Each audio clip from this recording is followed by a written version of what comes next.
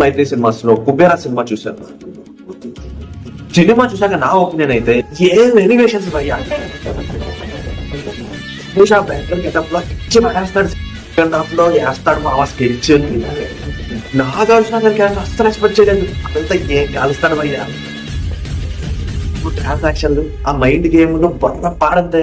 మనకు కావాల్సింది కూడా అదేలేమ్మా. సో ఒక్కొక్కరు చెప్పాలంటే ఇవేవి ఈ సినిమా నుంచి ఎక్స్పెక్ట్ చేయకండి.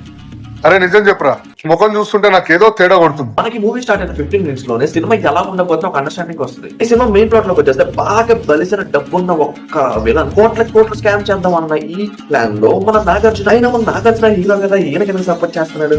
మళ్ళీ ఈ వేసిన ప్లాన్ లో బెచ్చగానైనా ధనుష్ ఎందుకు ఇన్వాల్వ్ చేశారు? వాళ్ళ ప్లాన్ నుంచి బయటకు వచ్చేసి ధనుష్ రష్మిక ఆటో ఎందుకు కలిశాడు? ఈ పాయింట్స్ అన్ని మీకు తెలియాలంటే సినిమా థియేటర్ లోనే చూడండి. ఎస్, థియేటర్ లోనే చూడండి. ఎందుకంటే ఈ సినిమా నాకు కూడా నచ్చింది.